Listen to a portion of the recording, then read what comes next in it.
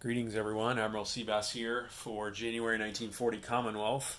Commonwealth is now at war with Germany, so they can do a lot more than they could in prior turns. So let me show you what we're going to buy here. Commonwealth's going to move their battleship forward one more, start a light cruiser. They are going to upgrade the Liverpool minor factory to a medium, and then they're going to start building a medium factory in Aden. And Aden is right here. And I think having a medium factory here will be really nice strategically. It's similar to the Middle Earth strategy that General Hand Grenade likes to use in Global 40, where you can take stuff from here to Cairo, you can take stuff from here over to India, you can take stuff from here and coordinate down with South Africa too. So I think it makes more sense to put a factory there than to put one in Egypt. You start building a factory in Egypt, and Italy's probably going to attack Egypt immediately. And down here, it just takes too long to build a factory, or it's too far away. And so I think right there makes more sense. So then FEC is going to build a medium tank for $6, save a buck, and then $4 they're going to buy an anti-aircraft artillery for China. Anzac's going to buy the tech roll for $2, and then they are going to spend $2 on a militia. Canada's going to buy the Aerodrome of Democracy for $5. That will let them build aircraft for the Commonwealth for $2 less, and they're going to save $3. And then the Netherlands have $8. They started income increase rolls in July 39, so they are up to 8 now, and they're going to buy 2 colonial infantry for 8. Okay, so let's do this tech roll, and let me move this over here. Let me figure out what we're going to do, and then I'll be back. Okay, tech roll for Commonwealth. We got advanced ASW last turn, so we can start something new this term. So let's go for wartime economy, 7 or higher. 1. Nope. Okay. Combat moves. We've got 2, and they all deal with the North Atlantic. Actually, 2 of them deal with the North Atlantic. So, can we see the naval? Yeah, let's just put this right here. This guy is on a convoy line where he could cost me $6, and right next to an escort carrier with a fighter on it. So what I want to do is put that fighter on combat air patrol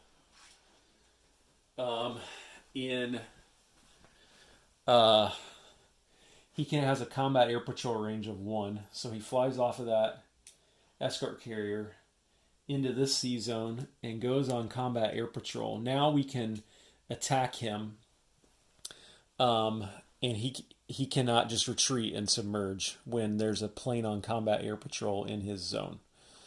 And we're going to send this sub 1, 2, 3 to engage in this assault as well. And this sub will now have a first strike.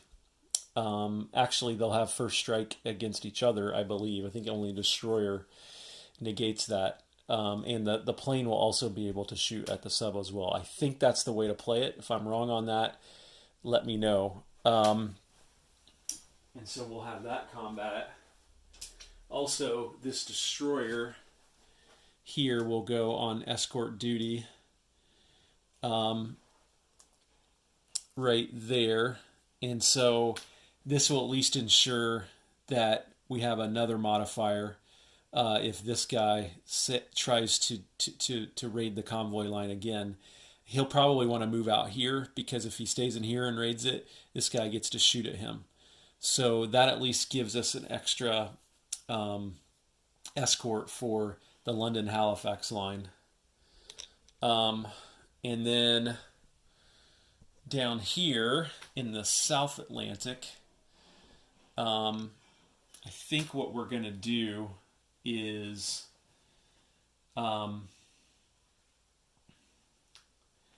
this guy is we've got this guy here that we can hit. He's a destroyer that was a French destroyer, and now he's German. We've also got a German sub. Push this up a little bit. Another sub and a destroyer down here, but I don't want to let any type of advantage go to waste. So I think what we're going to do is we are going to move. Let me think about this for a second. Okay, so what we're going to do is this guy's going to go off escort duty and go 1, 2 down there to attack. This destroyer here is going to come out here and go on escort duty to take his place. This tactical is going to go 1, 2 in order to join in that assault. And you couldn't see that at all. So destroyer went 1, 2. Tactical went 1, 2. This destroyer will be isolated now, but at least these two guys won't be able to. They'll have to choose one target, either this destroyer or the destroyer way down there in South Africa. So that's how we'll do that. And then last but not least for combat, this strategic bomber, he's going to go 1, 2, 3 into Paris, and he can carpet bomb these German tanks in events mechs, and there's nothing they can do to stop that. So strategic bombers can target bomb. There's no AAA in Paris, and so they just get a roll of dice, and if they get some hits, they get to remove some units. So they might as well do that if they can. And his movement's 6, so he'll have 3 left in his fuel tank, which means he can come back to London. Okay, so let's go ahead and do the carpet bombing. Let me move that over and we'll be back. So you see here a strategic bomber gets 3 dice at 2 or less on a carpet bomb. And so I didn't even move everything over here. So I'm just going to grab 3 dice and we're going to roll these 3 dice at 2 or less. Any hits have to be taken off by the Germans and they cannot shoot back. Nothing. Like I said, you might as well try it. I mean, he's not doing anything else, so you might as well try. So he's going to move back 1, 2, 3 to London, like that. Might as well try it, right? Okay, so here we've got 2 subs facing off against each other, and we've got a fighter on combat air patrol. And so I'm not going to move that to the battle board either. But I need to check something on the first strike before I do the rolls, and I'll be back. Well, you know what? Only the attacking subs have first strike. So this will be at 3 or less in order to try to take out that German sub. And again, only because the fighter is present. Miss. So now the fighter will shoot at 6 or less. That's a hit. And now the defending sub will get to shoot back at 3 or less. And that's a miss. So, good for the Commonwealth. Bad for the Germans. This guy is eliminated. And just so I don't forget, he's going to come back off of cap and go back and land on his escort carrier right there. Now down here we've got a tactical and a destroyer against a German destroyer. So let's go ahead and roll that out right here. Tell you what, the Commonwealth destroyer will be the red dice, and the Commonwealth tactical will be the green dice. So the red dice is at 4 or less. The green dice is at 7 or less. Both hit on 1s. Okay. So the German will shoot back at 4 or less. Oh, he also hits. So I think we'll just take both destroyers. In that case, both destroyers will come off, and I'll just again fly this guy back to there, and he will land on his escort carrier as well. And then, is that all I had? Yeah, that's all I had. So Not a bad turn for the Commonwealth. Eliminated 2 out of 5 ships the Germans have in the Atlantic at the cost of 1 destroyer themselves. And they still have everything covered on escort duty, and the Canadians aren't even in the war yet with their corvettes. So now, non-combat moves. This is where it's going to get a little bit tricky.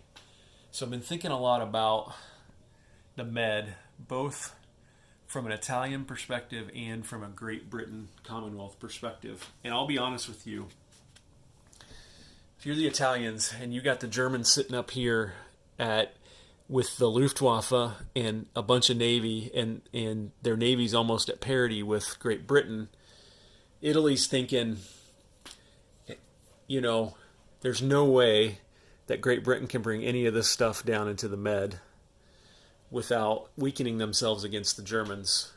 So the Italians are probably thinking it might be go time. And Great Britain knows that.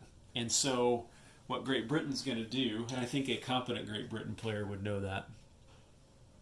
So Great Britain is going to do 2 things here in the Med.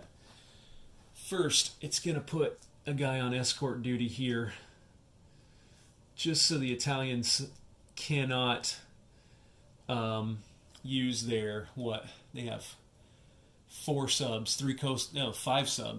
2 regulars and 3 coastals, that they could just pound the crap out of these convoy lines here without anyone on escort duty. So now we've got 2 on escort duty on both ends of the line.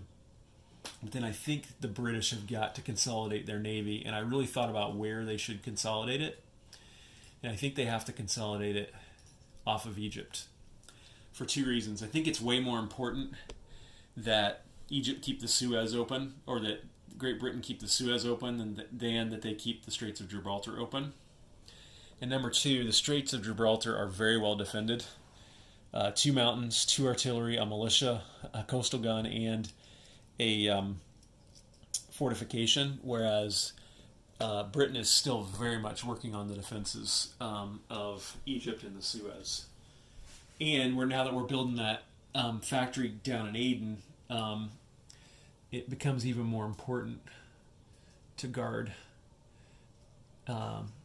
Cairo from an Italian invasion. So this is what we're going to do. We're going to put all this stuff in here like this. So that's a destroyer, a light cruiser, 2 cruisers, a battleship, a sub, another destroyer there, another battleship here, a battle cruiser, another cruiser, and a torpedo boat destroyer. So Italy can come. Italy might be able to win, especially with their air power, but it's going to cost the Italians quite a bit to come. And so Great Britain's kind of saying, bring it on, Italy, if you want.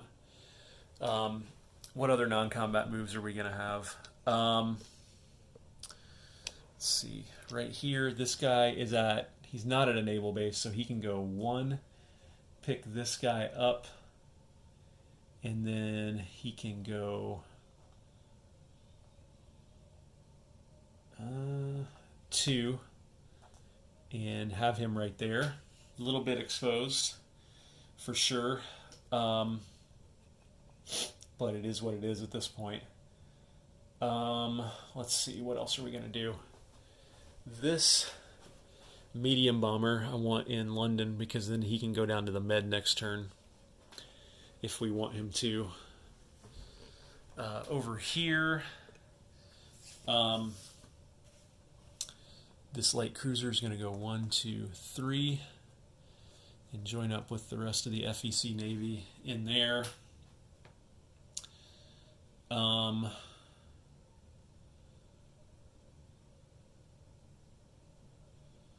What else do we want to do over here? Do we want to move any other guys up? I don't think so. Netherlands is going to get ready. So for the Japanese, Borneo and Java are the most important. So we're going to move one guy from here up to Borneo to give them 2 infantry up in Borneo. Like that.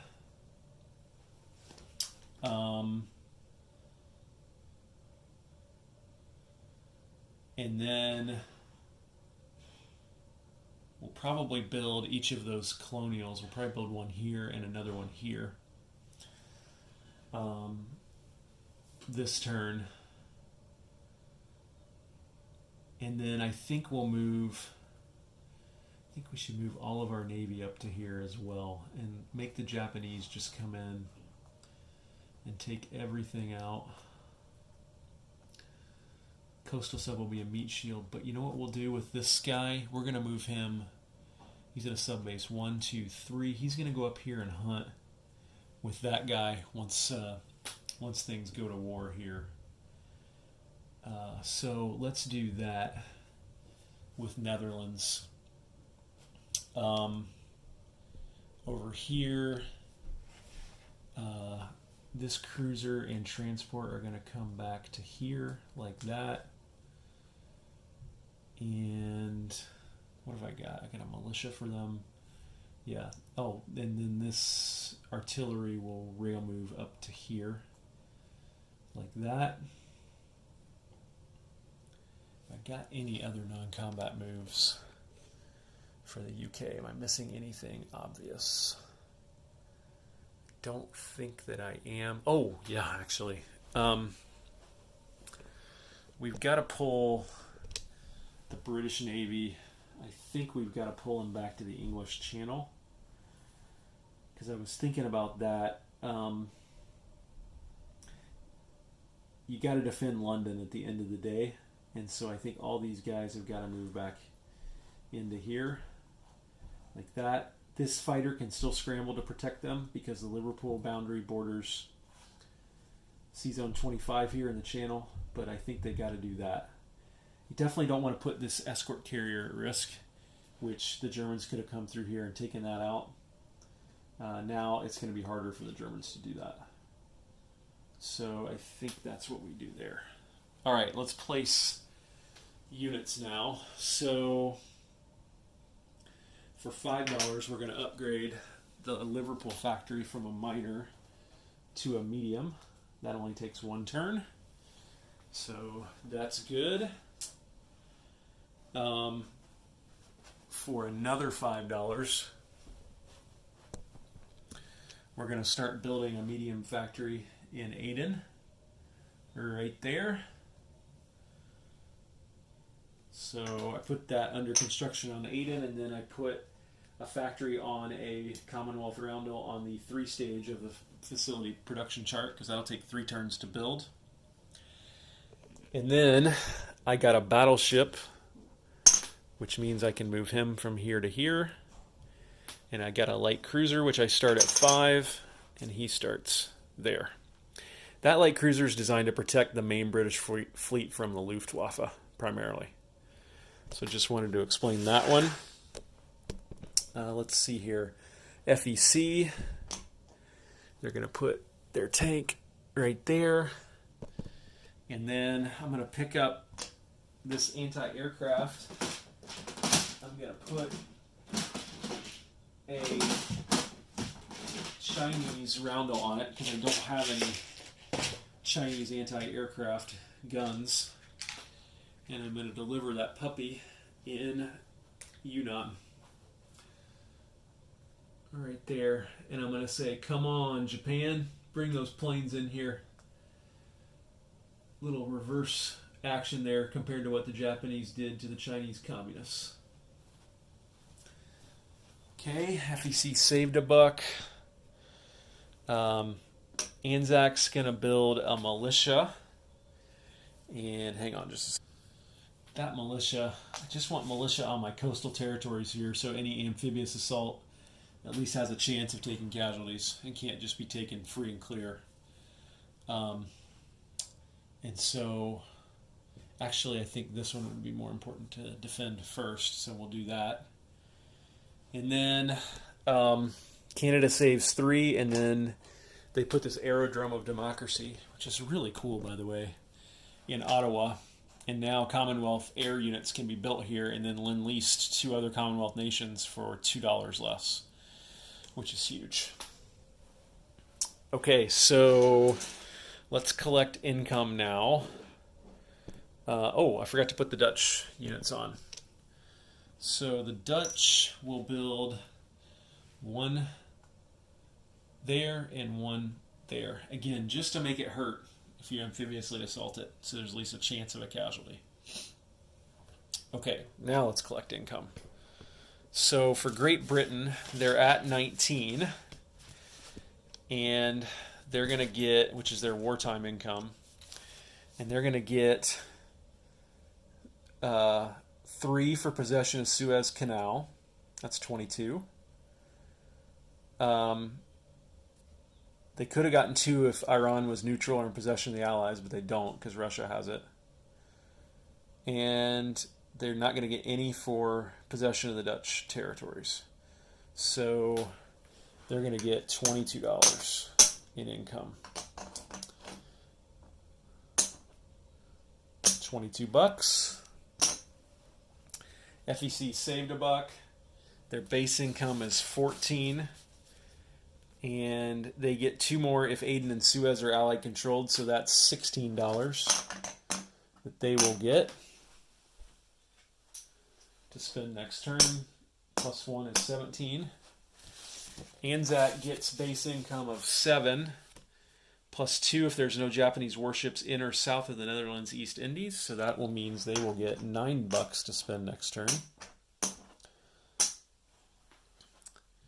Canada saved 3, and they get another 5, plus they get 2 if the London-Halifax convoy line is free of enemy warships. Sub a warship? Let me check. Sub is a warship, so they don't get that one. Alberta, Saskatchewan territory is connected to an undamaged major factory via a railway.